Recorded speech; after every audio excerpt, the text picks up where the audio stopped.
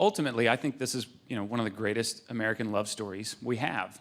And I mean, they're named Loving. Come on. I didn't make that part up. The thing is, I think, I've been married for 8 years. And when I think about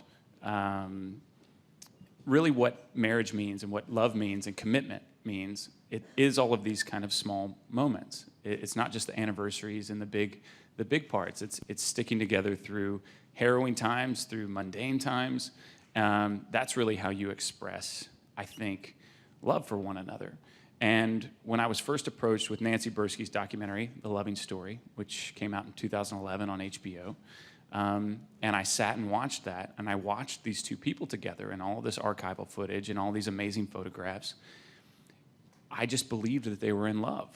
And I wanted to make a film from their point of view. I wanted to watch them step through this very harrowing period in their life when they were exiled from their home, when they were living in hiding in the countryside of Virginia.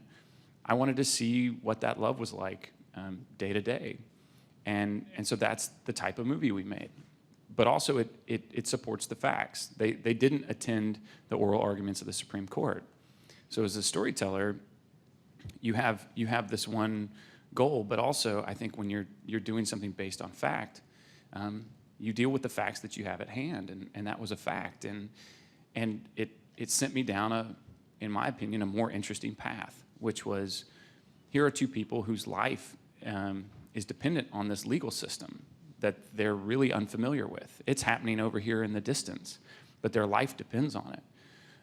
And that system is also constantly calling into question whether or not it's appropriate for them to love each other, or if they could love each other. Certainly, and whether or not it's appropriate that they have children together. I mean, that was the defense that the state of Virginia made at the time.